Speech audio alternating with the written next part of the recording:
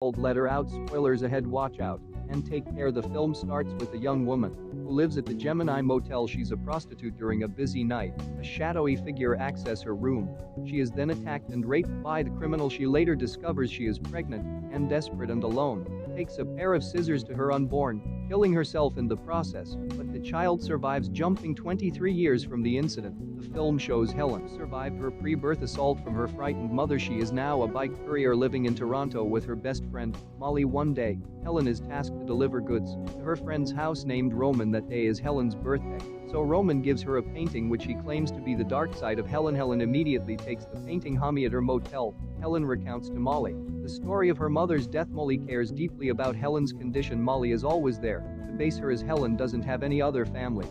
Molly leaves the place because she has an appointment with her boyfriend named Ed. As she's returning from the motel, Helen is struck by a car, leaving her seriously injured. Helen is then taken to the hospital. She suffers a head injury and some broken bones. Weeks later, Helen is finally allowed to go home. Molly and her friends start throwing a small party to welcome Helen's arrival. At the party, Helen meets Ed, Molly's boyfriend, who seems interested in her. When the party is going on, suddenly Helen begins to experience a blackout and lose consciousness. She wakes up in an empty parking lot. Helen is confused by what happened earlier. He immediately calls Molly to ask what happened when she was unconscious. Molly explains that Helen left the party without telling her where she was going. Not knowing what happened, Helen immediately returns home. In a state of anxiety at home, Helen starts to paint strange pictures, and because she is afraid of Roman's painting in the end, she puts it below and covers it with a cloth. Next day, Helen starts her day as usual, such as exercising, eating, and showering. Just as she finishes taking a shower,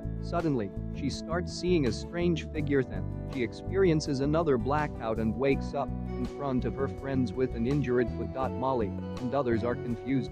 Molly explains to Helen that she went out using only a towel for several hours. Helen had disappeared, and returning home, Helen's foot is already bleeding. Helen begins to remove the broken glass from her feet. The next day, Helen and Molly go to a doctor named Dr. Headley to consult about what is happening to Helen. Dr. Headley begins to ask some questions. Helen explains that she is always moving from place to place unconsciously. She was in one place and suddenly woke up in another. This has happened frequently since the accident. Furthermore, she frequently sees a black shadow. After hearing her explanation, the doctor decides to perform a CT scan on her brain, and the results will be out the next day. Helen immediately returns home and goes straight to bed. In her sleep, she sees fleeting visions of a female figure. Helen wakes up to a call from Dr. Headley. The doctor tells Helen that something strange has happened to Helen's brain. Hearing this, Helen immediately goes to the hospital. There, the doctor explains that they discover a rare type of tumor in her brain. It turns out that another person has lived in her brain all this time. Helen's mother, who earlier stabbed herself in an attempt to end her pregnancy, it turns out,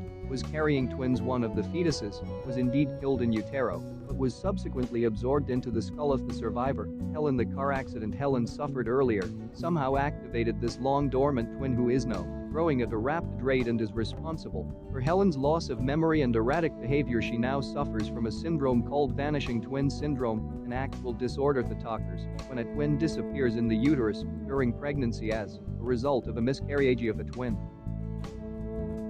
This results in Helen having two different personas, Helen and her twin sister. Then, the doctor requires her to undergo surgery to remove her twin from her brain. However, she needs to wait 3 days until the surgery. Later at home, she sees the creepy painting given by Roman. The painting suddenly appears on the wall. She thinks that Molly was the one putting it back, but it wasn't. She finally decides to return the painting to Roman. Arriving at Roman's house, Helen sees no sign of Roman. She only sees a footage on a laptop, which turns out to be Helen, who was torturing Roman very sadistically. Footage shows Roman begging for mercy. However, unconsciously, Helen killed Roman. Helen cannot remember any of those. After walking around Roman's house, she also sees broken glass, and she remembers the day she came home with an injured foot. Helen is now convinced that inside her, there are two personas. Sometimes, Helen is in control of her body, but sometimes her twin is in control. Helen now realizes she is at war with her own body and mind. She rushes back home and begins to tie her hands and feet to restrain her from going anywhere. The next day, Helen begins to go out for a walk at night because she is bored at home.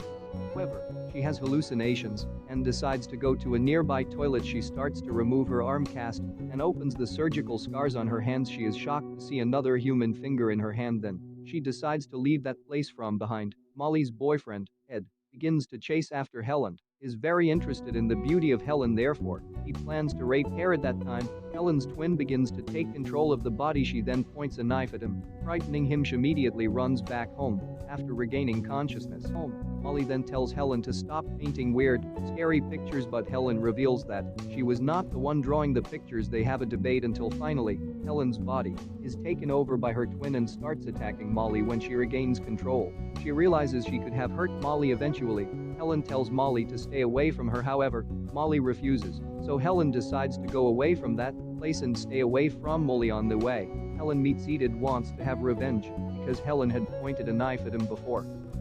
Helen begins to explain that she was sick and that she wasn't the one doing all. Theta doesn't listen to Helen, and he plans to rape Helen. At the same time, her twin sister starts to take control of Helen's body and kills Ed instantly. After killing Ed, Helen regains her consciousness and sees that Ed is now dead. Realizing how dangerous she has become, Helen plans to commit suicide at the Gemini Motel where her mother had committed suicide years ago. Elsewhere, Molly begins to look back at her photos with Helen. She observes a significant difference in her before and after pictures. She notices a shift in her personality as well. She finally concludes that within Helen's body, there are two different people.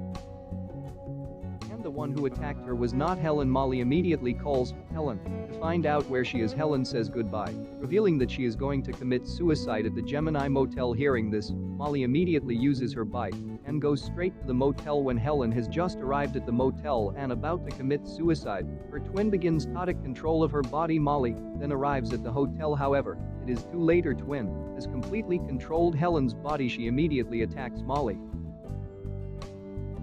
Molly tries to defend herself, and eventually, she is forced to kill Helen. In the final shot, Molly begins to walk home, remembering all her memories with Helen, and that's how the movie ends. Subscribe for more videos like this, turn on notifications, and leave a like to help channel out. Thank you for watching.